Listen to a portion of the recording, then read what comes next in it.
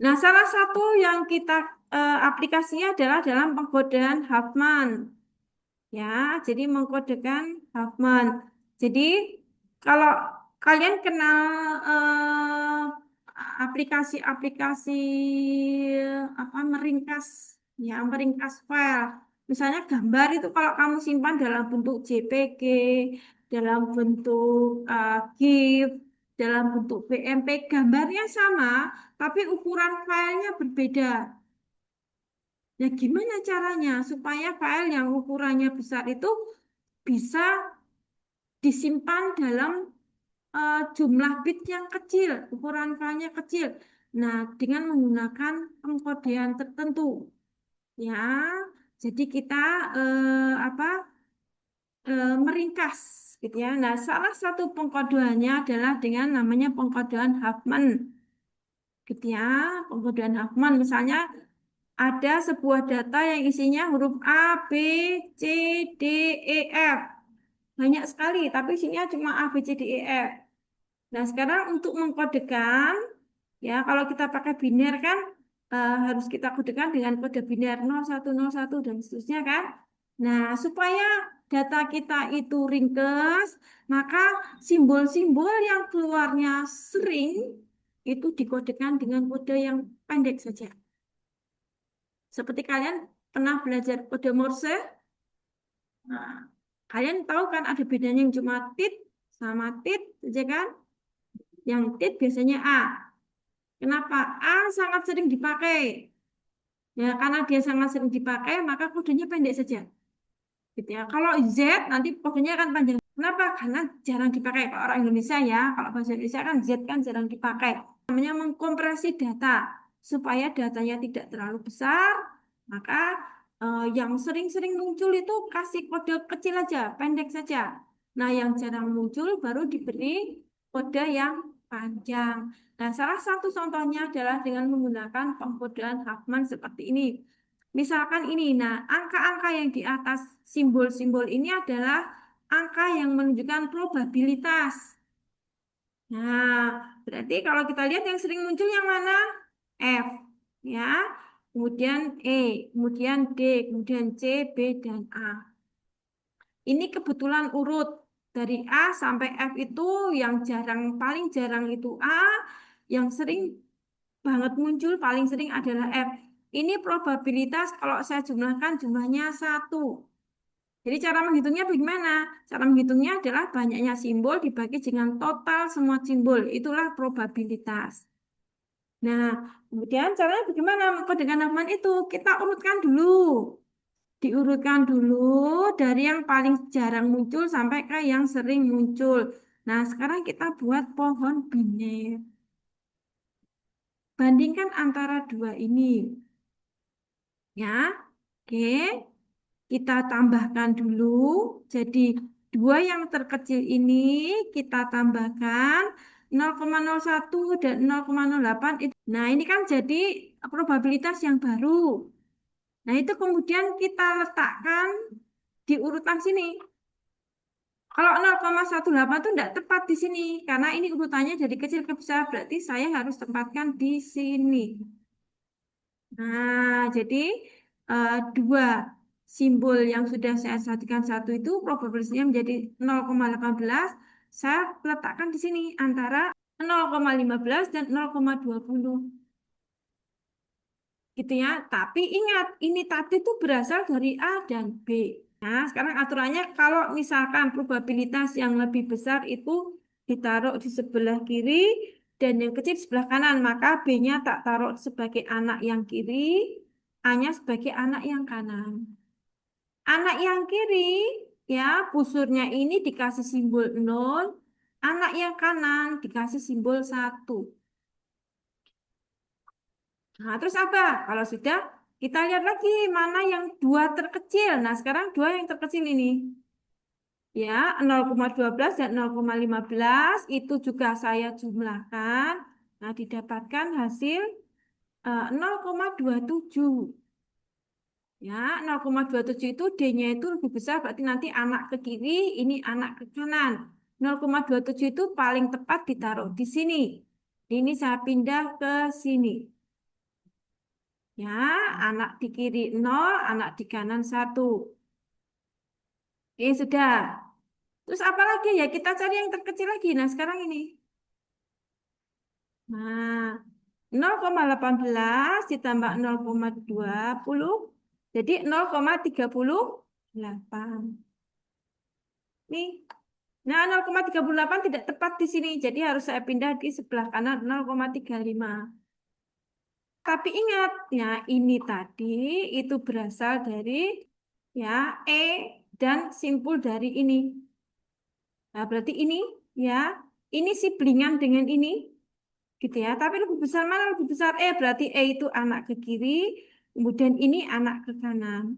Sekali lagi, setiap ada busur, yang kiri dikasih 0, yang kanan dikasih 1. Nah, sekarang tinggal ini nih, dua ini. Ya, dua ini saya tambahkan 0,62. Nah, 0,2 saya pindah ke kanan.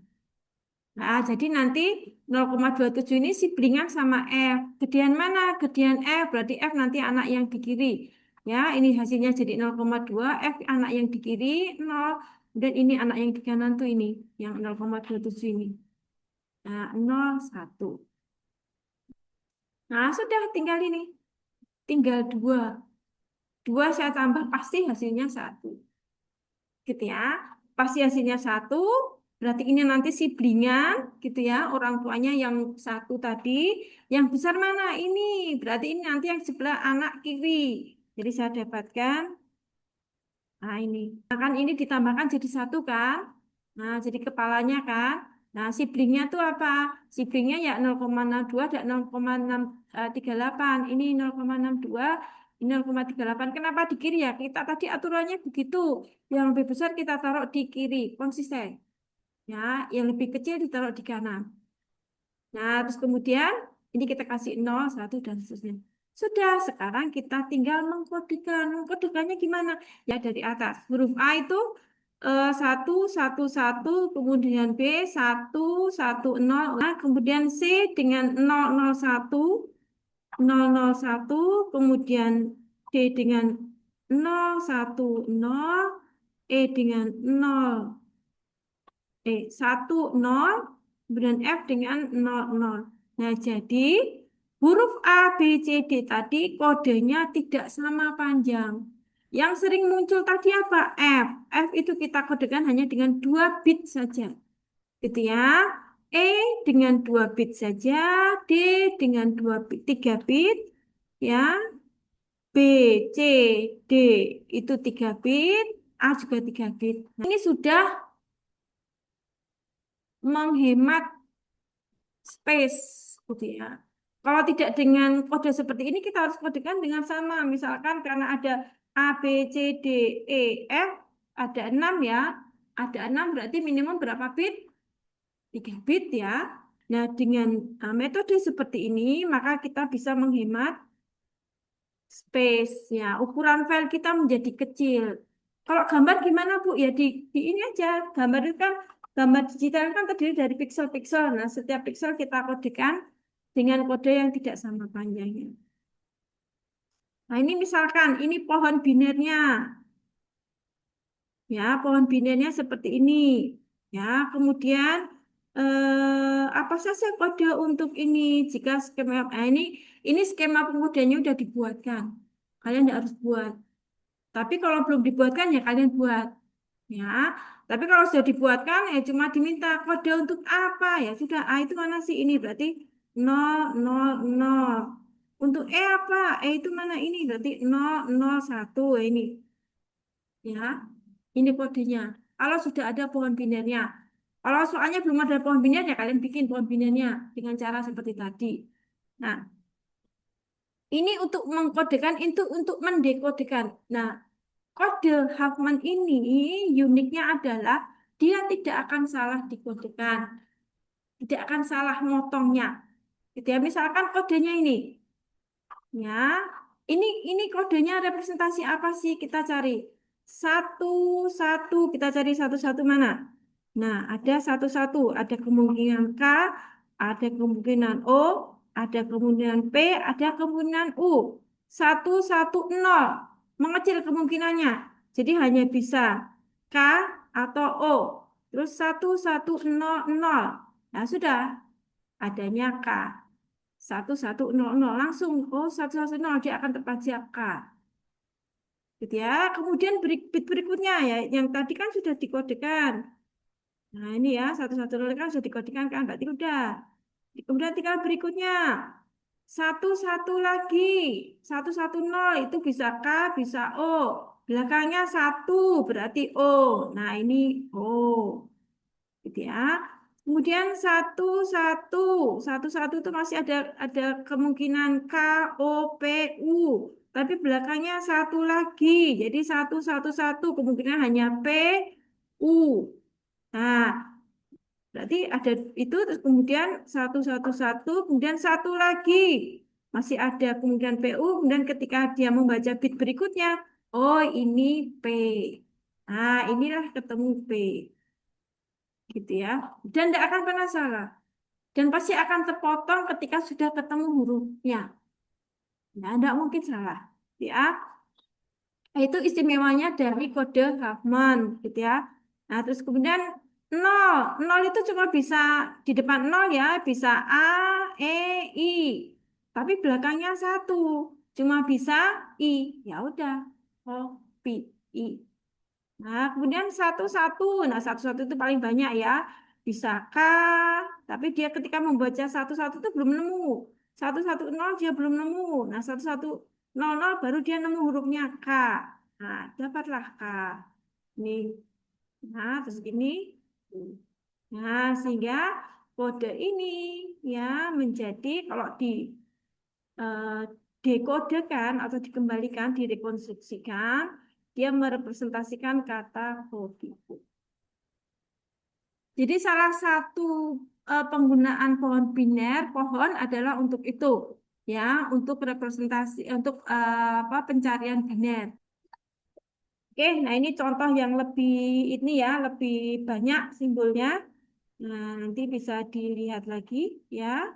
Ini cara untuk membuat pohon ya. Jadi kalau yang soalnya hanya seperti ini ya berarti pohonnya udah jadi, tinggal make. Nah, kalau masih seperti ini, baru data seperti ini, data, simbol, kemudian probabilitas, ya harus dibuat pohonnya dengan langkah-langkah seperti tadi. Nah, ya, oke. Oke, baik akhirnya kan? Tidak ada? Ya, baik kalau tidak ada, untuk hari ini saya akhiri.